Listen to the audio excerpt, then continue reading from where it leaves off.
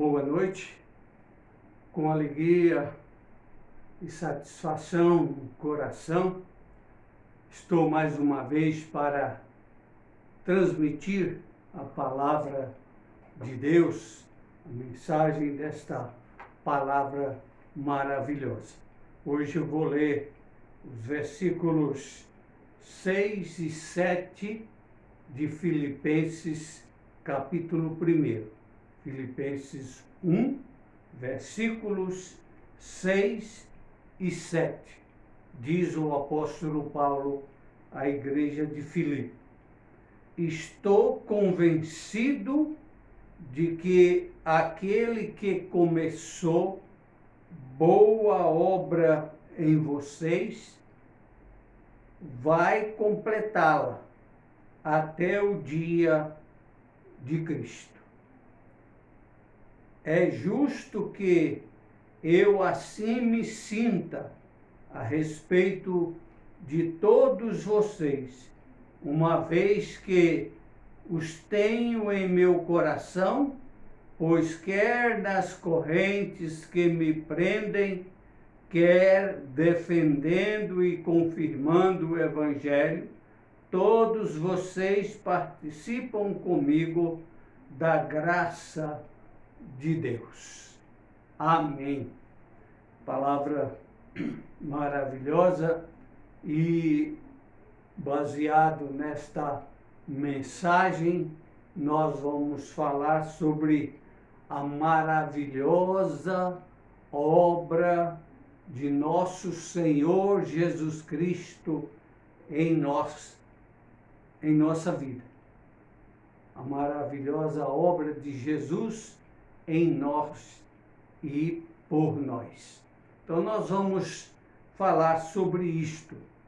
Quando nós falamos em salvação, devemos pensar justamente sobre a nossa impossibilidade de alcançarmos a vida eterna.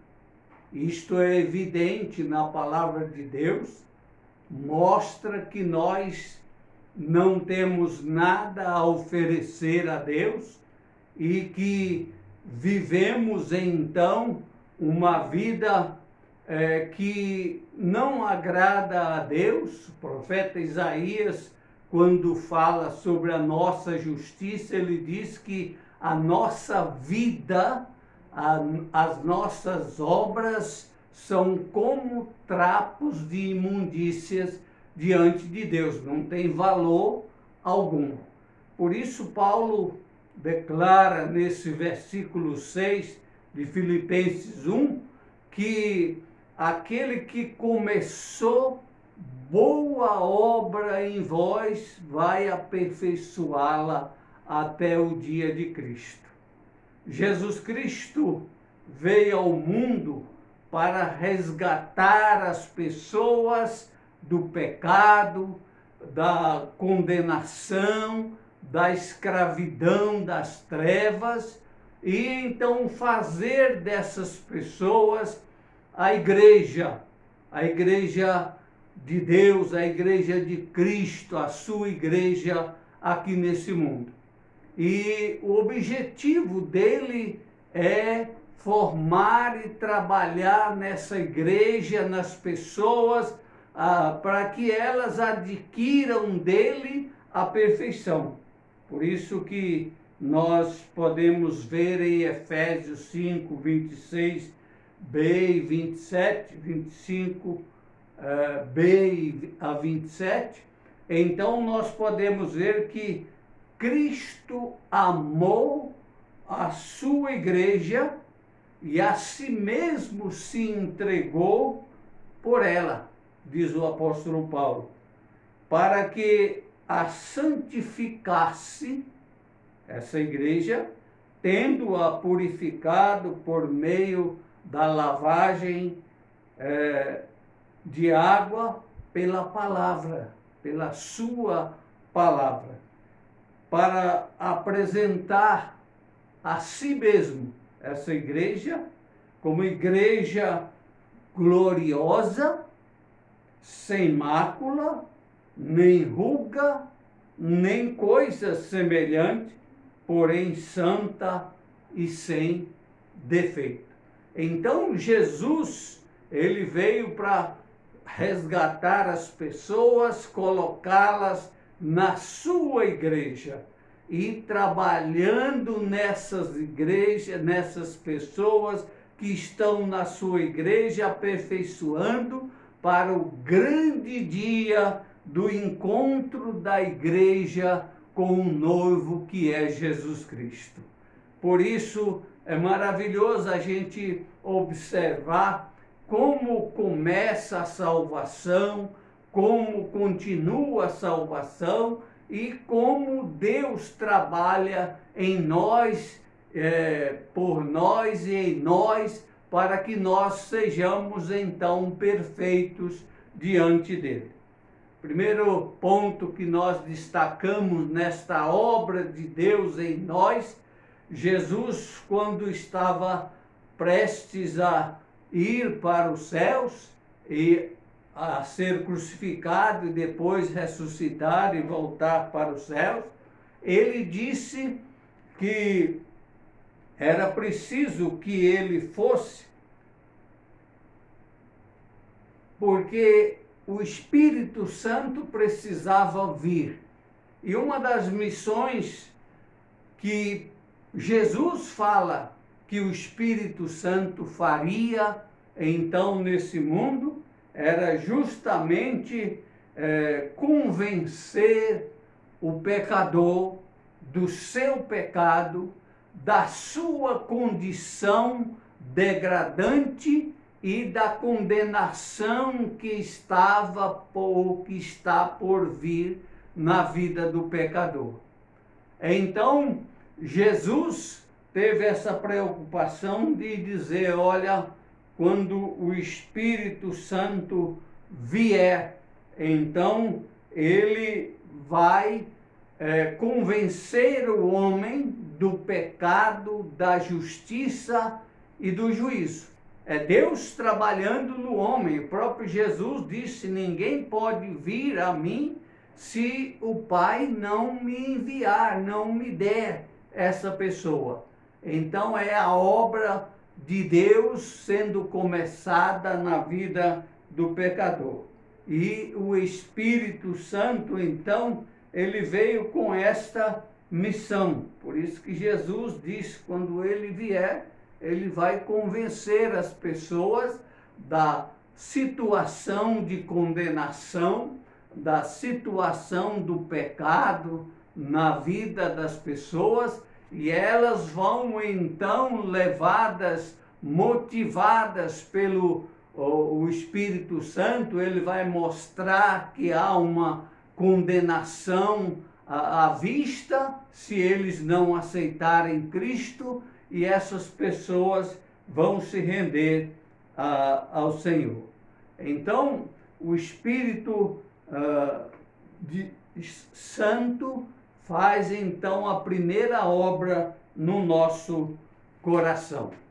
E outra coisa dentro desse trabalho, desta obra que Deus começou, está aperfeiçoando e vai terminar em nós, ele então nos vivificou, ele nos vivifica, porque a palavra de Deus diz que o pecado, então, ele nos matou espiritualmente e nós estamos mortos nos nossos delitos e pecado. Por isso que Paulo em Efésios 2:1 ele fala, e ele nos deu vida estando nós ainda mortos em delitos e pecados. Então, é a segunda coisa que Deus faz na nossa regeneração, na nossa transformação, é nos vivificar. Nós estamos mortos nos nossos delitos e pecados, todos aqueles que não têm Cristo estão e precisam então do toque de Deus, da ressurreição espiritual de Cristo nas suas vidas, para que possa então se salvar, levantar, viver novamente. E nós lemos lá em Filipenses 2,13, e a vós outros que estáveis mortos, diz o apóstolo Paulo, pelas vossas transgressões e pela incircuncisão da vossa carne, vos deu vida juntamente com ele, perdoando todos os nossos delitos, cancelando o nosso pecado para que nós pudéssemos agora ter vida. Outra coisa, nesta obra de Deus que Ele está realizando em nós, Ele nos deu a fé, para que nós pudéssemos crer em Cristo Jesus. Quando o escritor aos Hebreus fala sobre isto, ele diz que nós devemos correr a nossa carreira cristã, devemos viver a nossa vida cristã, olhando firmemente para o autor e consumador da nossa fé, Jesus, o Cristo, o Redentor, aquele que morreu para nós, por nós. Então,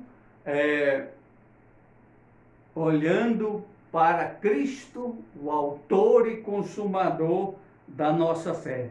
Paulo fala ainda em Romanos 10:17, ele declara o seguinte: assim a fé vem pelo ouvir, e o ouvir pela palavra de Deus. Nós ouvimos a palavra de Deus, a fé salvadora vem sobre nós, na nossa vida, no nosso coração, para que nós então possamos depositá-la em Cristo Jesus. A fé que Deus nos dá não é para crer em Paulo, não é para crer em Maria, não é para depositar em nenhum outro santo, mas é uma fé exclusiva e que nós temos que depositá-la em Cristo Jesus, crer no que Ele fez por nós, a obra que Ele realizou então por nós.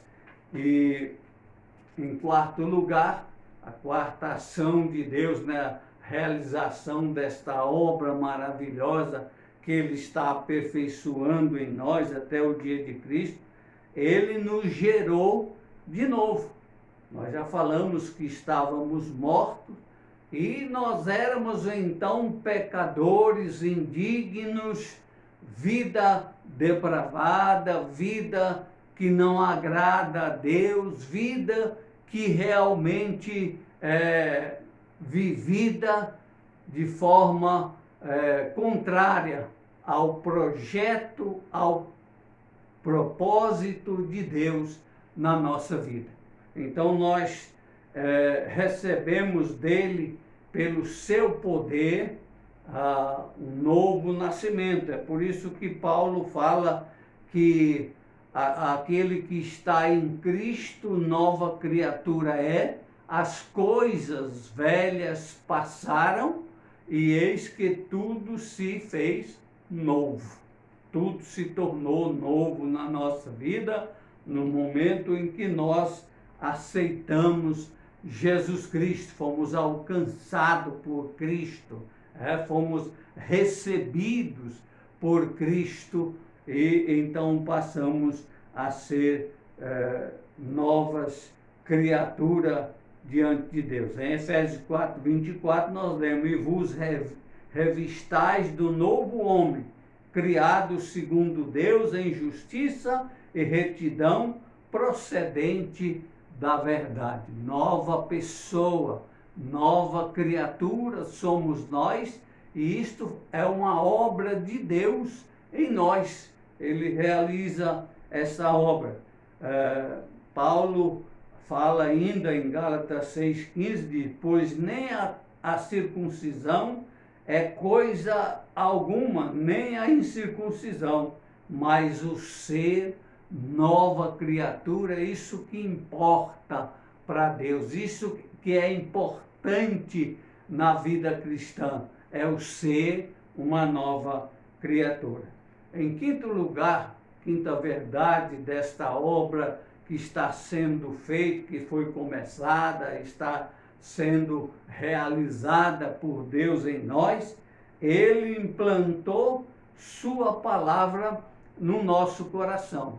Quando ele fala na carta aos Hebreus para os judeus, ele dizia, né, da nova aliança, então ele fala da bênção da nova aliança e ele diz que realmente ele ia implantar a palavra dele em nós, no nosso coração.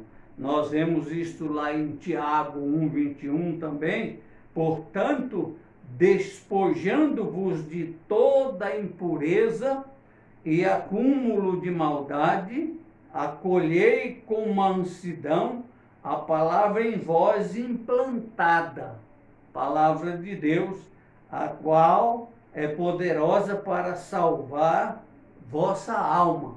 Então, no Velho Testamento, a palavra não estava implantada no homem, né, no judaísmo, mas agora na nova aliança, a palavra de Deus é implantada no nosso coração e por isso que o Espírito Santo está em nós para nos fazer lembrar a palavra, para nos revelar, guiar a verdade.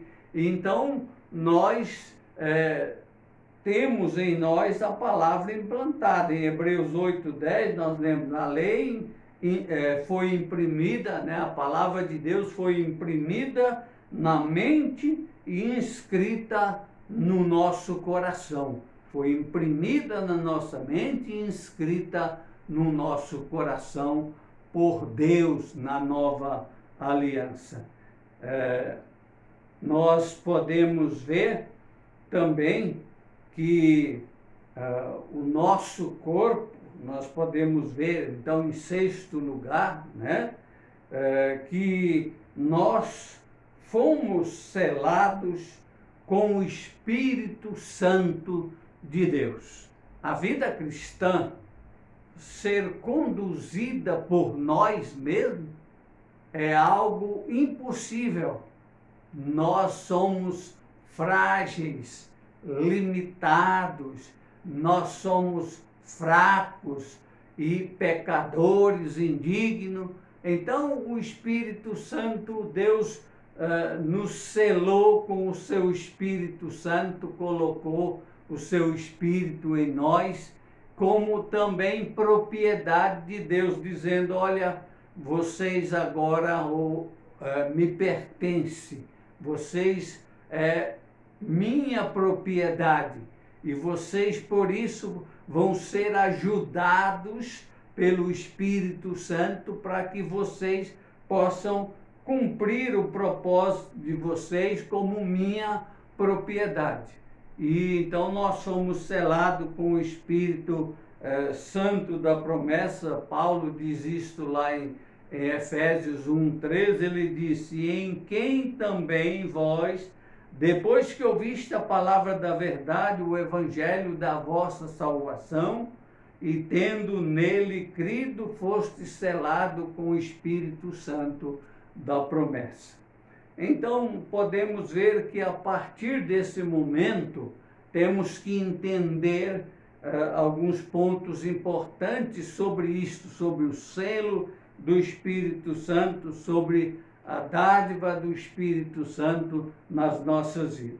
Em primeiro, nosso corpo foi feito santuário de Deus, porque o Espírito foi colocado em nós, santuário de Deus. Paulo escreve isso em 1 Coríntios 6, versículo 19, ele diz, acaso não sabeis que o vosso corpo é santuário do Espírito Santo que está em vós, o qual tendes da parte de Deus e que não sois de vós mesmos? Então, isto é uma verdade. Então, nós precisamos saber como usar o nosso corpo, né?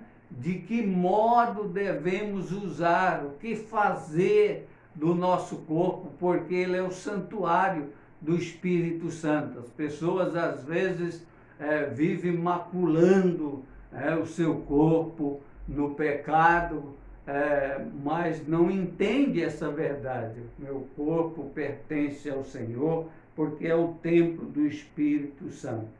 E por isto também nós somos guiados pelo Espírito Santo. Romanos 8,14, Paulo diz: pois todos que são guiados pelo o Espírito de Deus são filhos de Deus. Se nós somos filhos de Deus, propriedade de Deus, nós somos conduzidos pelo Espírito para que não façamos algo desagradável, pratiquemos então algo desagradável, praticamos coisas que não vêm agradar ao Senhor. Também, pelo fato de termos Espírito Santo, agora o Espírito é o penhor da nossa herança. Nós temos uma herança, somos herdeiros com Cristo, né? Somos herdeiros de Deus e co-herdeiros com Cristo. Temos essa herança e o Espírito Santo é a garantia de que esta herança vai ser nos dada. O versículo 14 de Efésios 1 diz: o Espírito Santo, o qual é o penhor da nossa herança, até o resgate da nossa propriedade em louvor da sua glória.